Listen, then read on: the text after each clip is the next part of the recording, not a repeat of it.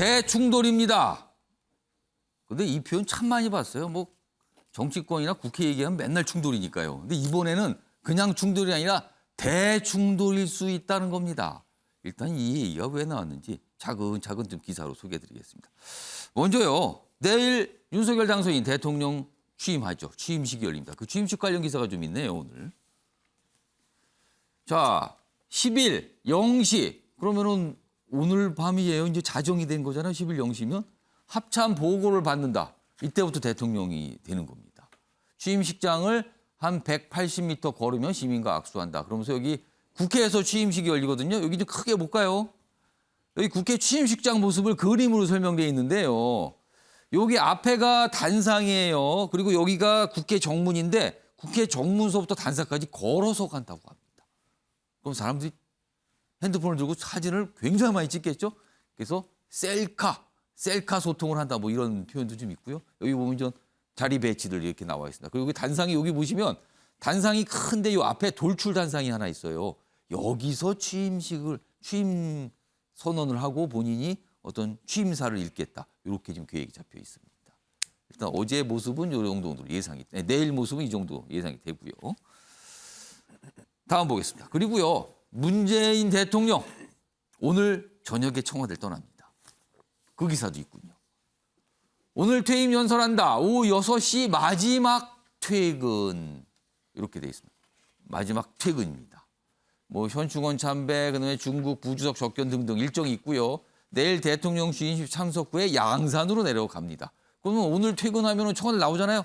서울 모초에서 오늘 하룻밤을 보내고 내일 취임식을 참석한다고 합니다. 사저 인근에 요새 최근에 사람들이 많이 방문한다고 하시죠. 이런 얘기도 좀 있습니다. 자, 어제 윤석열 당선인 어제 부처님 오신 날이었거든요. 뭐 관련해서 좀 한 얘기가 있습니다. 들어보시죠. 국민의 마음을 하나로 모으고 국민이 모두 함께 잘 살 수 있도록 새 정부에서도 많은 노력을 기울이겠습니다. 자, 뭐 떠나는 대통령 그리고 새로 취임하는 당선인, 대통령 당선인 뭐 두 가지 소식 전해드렸고요. 사실 지금부터 얘기가 아까 키워드와 관련이 있습니다. 오늘 한동훈 법무장관 후보자 인사청문회가 있습니다. 측근 중에 측근으로 꼽히시는 분이에요. 지금 당선인에. 그래서 주목을 받고 있죠. 기사 있습니다. 오늘 한동훈 청문회다. 검수완박 그리고 딸 스펙 이 두 가지 사안을 놓고 대충돌 이거 불가피하다. 이렇게 전망하고 있죠. 윤석열 정부 출범 앞두고 전국 최대 뇌관이다. 과연 오늘 어떤 모습일까? 그러니까 민주당은 강하게 압박을 할 거예요.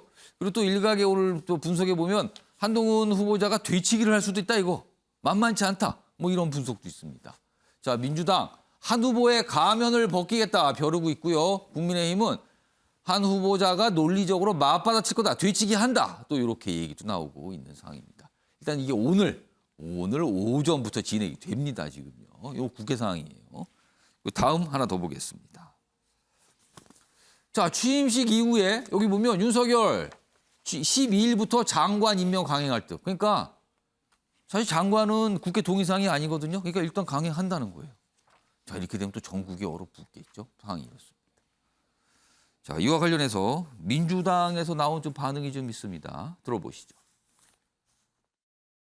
대한민국의 김앤장 법률 고문, 회전문, 한덕수 후보자 이외에는 윤석열 정부 국무총리를 할 만한 사람이 정녕 없습니까? 한동훈 후보자는 타인에게 겨눴던 칼끝을 자신에게 겨눠보십시오. 가장 큰 문제는 사실 정호영 보건복지부 장관 후보자를 윤석열 당선인이 임명할 것인가. 그리고 한동훈 후보자는 어떻게 할 것인가. 이거거든요. 국민의힘 내부에서는 두 후보자 모두 임명하는데 큰 문제가 없다. 약간 이런 판단으로 가고 있습니까 지금? 사실 저희 당 내부에서도 약간 입장이 좀 갈리는 부분이 있습니다. 정호영 지금 장관 지명자 같은 경우는 초반에는 좀 본인이 좀 자진 사퇴했으면 좋겠다 이런 좀 기류가 좀 강했는데 청문회를 거치면서 그 민주당 청문위원들이 단순하게 이제 의혹 제기만 하고 또 그리고 이제 본인들이 원하는 답을 얻지 못하니까 예. 많은 수십 명의 정인과 참고인들이 지방에서 경북대 병원이나 이런 데 왔으면서도 불구하고 전부 다 또 퇴장을 해버린다든지 그런 어떤 사태를 겪으면서 이게 과연 그 정호영 후보자가 완전히 진짜 낙마할 대상인가 하는 이런 어떤 기류의 어떤 변화가 좀 상당히 조금 국민 내부에서 있습니다. 약간 변화가 생겼다는 네, 네, 거네요. 네, 네. 그리고 한동훈 후보자에 대해서는 처음부터 지금 국민의힘 내부에서는 지금 이제 초기에는 좀 약간 좀 의아했습니다만은 예. 검수완박을 이제 이렇게 또 최종적으로 하고 난 다음에는 예. 결국은 이제 법무부 장관이 해야 될 여러 가지 역할, 특히 뭐 지금 상설 특검 문제라든지 여러 가지 역할, 또 사법 어떤 개혁의 어떤 마무리 이런 면에서는 한동훈 후보자가 좀 적임자가 아닌가 좀 이런 생각을 하면서 예. 특히 또 지금 지금 민주당을 중심으로 해서 굉장히 많이 이제 무차별 지금 공세를 각 장관 후보자에 예. 대해서 지금 하고 있는데 예. 저희들이 봤을 때는 완전히 이게 내로남불식의 어떤 평가다. 지금 문재인 정부 기간 동안에 37명이 야당 패싱해서 이제 장관이 이제 임명이 됐는데 임명 강행된 장관이 30명이 훌쩍 넘어갔죠. 37명입니다. 그래서 예. 그런 걸 비춰봤을 때 그때 당시에 나왔던 문제점들과 지금의 어떤 문제점들이 어떤 차이를 보면은 예. 그때가 훨씬 더 심한데도 불구하고 지금 너무 이런 문제 삼고 있다. 특히 예를 들면 한동훈 후보자의 그 따님이 스펙 문제만 하더라도 예. 사실은 이제 스펙이라는 것은 어떤 대학교 어떤 20대 좀 부정한 방법을 사용했을 때 이제 문제가 되는 건데 이 경우는 대학교를 입학하기도 전에 문제고 지금 재학 중인 거죠. 예, 예. 고등학교 재학 예. 중이죠. 사용하지도 않았고 예. 그리고 이제 스펙으로 이제 통상적으로 하는 게 어떤 상이라든지 그런 건데 서울시장 또 인천시장 그런 의혹을 제기했다. 그게 또 사실임이 또 드러났고 예. 또 지금 저널만 하더라도 지금 저널이라고 하는데 제가 이제 알아보니까 SSRN이라고 이거는 예. 단순하게 이제 논문을 이제 데이터베이스로 해서 거기서 이제 동료 평가를 받고 또 그 인용을 하면 돈을 받고 하는 그런 국제 어떤 적으로 인정한 저널이 아닌 그 저널의 어떤 데이터베이스에 이제 그냥 얹은 어떤 그리고 페이지 리포트 기준으로 한 예. 4페이지 정도 되는데 예. 이런 걸 가지고 또 이제 부정한 또 스펙 쌓기다 이렇게 지금 이야기를 예. 하고 있는 부분이 많아서 이런 부분은 너무 과하지 않느냐. 그리고 한동훈이란 어떤 사람에 대한 단순한 어떤 감정 그리고 상설 특검을 할 수 있는 법무부 장관의 어떤 견제 예. 이런 심리가 더 강하지 않느냐 이렇게 좀 판단하고 있습니다. 그렇다면은 정호영, 한동훈 두 후보자 오늘 청문회 끝난 뒤에 뭐 아까 말씀한 12일 정도에 뭐 임명한다, 강행한다는데 두 후보자 포함해서 그냥 임명이 될 것 같다 이렇게 봐야 되는 거네요. 지금 분위기로서는요. 예, 지금 분위기는 그런 것 같습니다. 자, 신경민 전 의원님. 자, 이렇게 되면 지금 한덕수 총리 후보자는 민주당이 사실 동의를 해야지만 총리가 될 수 있어요. 네. 지금 이런 분위기에서 민주당은 한덕수 후보자 절대 동의 못한다. 이 기류입니까 지금? 이렇게 만약에 강대강 뭐 저는 극초강대 극초강이라고 예. 표현을 하는데 이렇게 가면은 한덕수 후보자 인준 동의를 하는 것이 굉장히 어려워지는 길로 지금 점점 가고 있습니다. 정호영 후보자의 경우에는 당심은 선거를 치러야 되는 당심은 예. 좀 안 해줬으면 좋겠다라는 것이 뭐 여러 군데서 확인이 돼요. 그러니까 국민의힘 내부에서 그런 기류가 있는 걸로 판단하세요. 그러니까 지금 이 정호영 후보자 뭐 청문회 했더니 별거 없다라는 목소리가 없는 건 아닌데 예. 청문회라는 것이 뭐 뉴스 다루는 데는 아니거든요. 새로운 게 뭐 예. 나온 게 뭐 있냐라는 것도 사실은 청문회를 어떻게 보느냐라는 거하고 평가해 보면은 맞지 않는 얘기고요. 근데 정호영 후보자의 대응이나 뭐 이런 걸 보면은 도저히 공직을 맡기는 좀 어려운 도덕적 윤리적 기준을 갖고 있는 분이 아니냐라는 결론은 사실 국민들 사이에서 나 있다고 판단을 예. 내립니다. 따라서 국민의힘 당심은 선거도 해야 되는 만큼 좀 정호영 후보자만큼은 정리를 해줬으면 좋겠다는 것이고 그것이 당선인에게도 전달이 됐습니다만 당선인은 지금 벌어지고 있는 여러 일에 대해서 좀 화가 나 있는 걸로 판단이 돼요. 그래서 화를 잔뜩 가지고 있는 주요 요인 중에 하나는 한덕수 총리 후보자 같은 분 국민의힘에서 개발을 한 사람이 아닌데도 민주당이 발탁하고 개발한 그렇습니다. 사람도 안 해주겠다 그러면 그럼 이건 뭐냐라는데 지금 당선인이 잔뜩 화가 나 있고 예. 한동훈은 지켜야 된다는데 굳은 결의를 하고 있는 상황에서 정호영 후보자도 그럼 같이 가자 뭐 이런 기류가 지금 감지가 됩니다. 따라서 이렇게 되면 이렇게 강대강으로 당선인과 민주당이 붙는다면 예.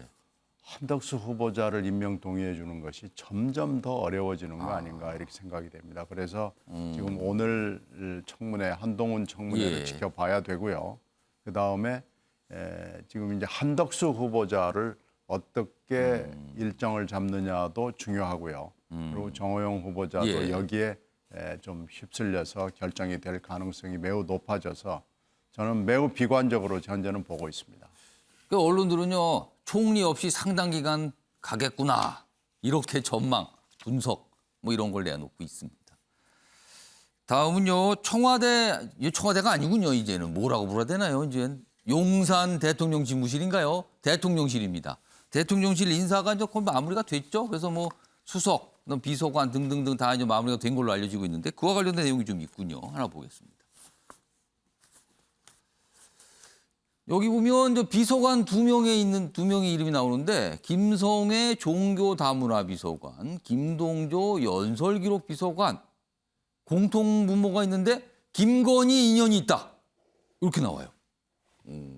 여기 보시면 일단 종교다문화 비서관 여기 보면은 정광훈 목사 창간 매체 논설위원이었는데 뭐 평강공주 김건희다 뭐 이런 내용의 칼럼을 썼다 그래요.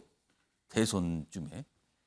그리고 여기 보면 이 연설기록 비서관 여기 보면 코바나 콘텐츠 이거 김건희 여사가 운영하는 그 회사인데 그 전시회 해설자로 활동했다. 뭐 이런 거예요. 뭐가 인연이 있다는 거죠 지금 어떤 식으로든. 자, 유비호 의원님. 사실 윤석열 당선인의 부인 관련 기사는 이제 종종 나와요. 근데 이거는 인선과 관련됐는데 지금 어떻게 보셨어요? 대변인 될 사람에게 기자들이 물었더니 어떤 예. 배경으로 발탁이 됐는지 모르겠다 이렇게 말을 했다는 거죠. 저는 기본적으로 대통령 비서실에 예. 비서관이나 수석 또는 뭐 보좌관, 예. 비서는 대통령이 정말 눈만 봐도 통하는 쉽게 그렇죠. 인연이 있는 사람 써라. 예. 그 대신 지나치지 않았으면 좋겠다. 이런 거는 사실 그건 기본이잖아요. 예. 평소에 자기 수족처럼 부리는 사람과 예를 들어서 뭐 검찰에 있었을 때 검찰에 있는 사람만 우르르 다 데려가는 거하고 그거는 정도껏 하라는 건데 그래도 어찌됐든 원칙은 비서는 그렇게 쓰십시오. 전 찬성합니다. 그런데 이 두 사람의 경우는 드러난 걸 보니까 예. 뭐 매체에 쓴 글이나 아니면 뭐 본인의 SNS에 올린 글 이거밖에 없잖아요. 그게 주로 대통령 부인인 김건희 씨에 관해서 더군다나 맹목적으로 띄우는 뭐 이런 거라면 그러면 이제 문제는 그러면 짐작이 되잖아요. 아 그런 인연 때문에 예. 추천이 됐을 수 있겠구나.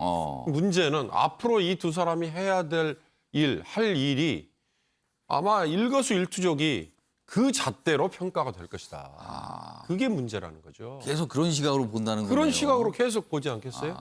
종교 다문화 비서관이라면 아마 시민사회와의 그렇습니다. 접촉 일을 그럼 해야 되는 그게 거고. 주 업무가 되겠죠. 그렇습니다. 얼마나 중요합니까? 다문화 가정들 늘어나는 예. 지금 추세, 그다음에 종교 단체와의 예. 관계. 연설기록 비서관이면 대통령의 메시지를 대통령 말을 다루는 거예요. 메시지를 예. 어떻게 다듬느냐 아마 예. 이거에 관여하는 일일 텐데 그런 업무가 그런 잣대로 앞으로 계속 평가가 될 수 있다. 그런 점에서 이 두 사람은 앞으로 상당히 운신의 폭이나 이런 데 족쇄가 예. 채워져 버린 것 같다. 이런 느낌이 듭니다. 최인철 편집위원은 어떻게 분석하셨어요? 아니, 뭐 설마 뭐 김건희 여사가 이런 1급 비서관 인사를 추천했겠습니까? 저는 뭐 그렇게 공식적으로 하지 않았다고 보고요. 예. 그러나 지금 윤석열 당선인께서는 불과 0.73%포인트 차의 초박빙승으로 이겼습니다. 그러니까 패한 패장이 불과 2달 만에 다시 예. 나와서 국회의원 되겠다고 나오지 않습니까? 그렇습니다. 그만큼 지난 선거는 굉장히 초박빙이었다는 얘기죠.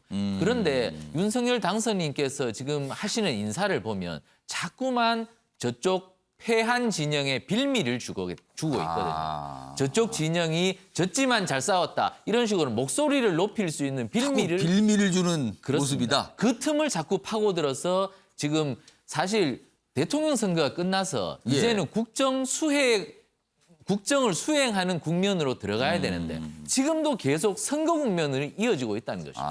물론 지방선거가 있기 때문에 그러한 특수성도 있긴 하지만 지방선거가 뭐 2라운드 이렇게 불리잖아요. 그래서. 그렇습니다. 그러나 계속해서 이렇게 선거 국면 비슷하게 가버리면 국정을 수행하기가 굉장히 어려워진다는 것이죠. 예.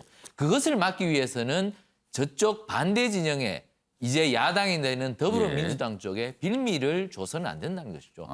저는 아까 김건희 여사가 설마 이런 인사를 예. 신청했겠느냐 이렇게 얘기를 했는데 예. 저는 그렇게 빌미를 준다는 것 자체가 공격의 대상이 될 수밖에 없고 그리고 국정 수행하는데 여러 가지 어려움을 부를 수밖에 없다. 저는 인사를 하는 데 있어서 조금 당선인께서 그리고 당선인 참모들께서 조금 살얼음을 좀 걷는 그런 자세로 예. 좀 하셨으면 쓸데없는 공격을 받지 않지 않겠나. 그리고 국정 수행도 조금 더 수월하게 할 수 있지 않겠느냐. 지금 내각도 출범하지 못하는 상황에서 저런 비판을 부른다는 것은 저는 뭐 오이밭에서 신발끈을 자꾸 고쳐매는 것 같고 뭐 자두밭에서 갓끈을 예. 고쳐 쓰는 것 같습니다. 좀 조심하셔야 될 것 같습니다. 알겠습니다.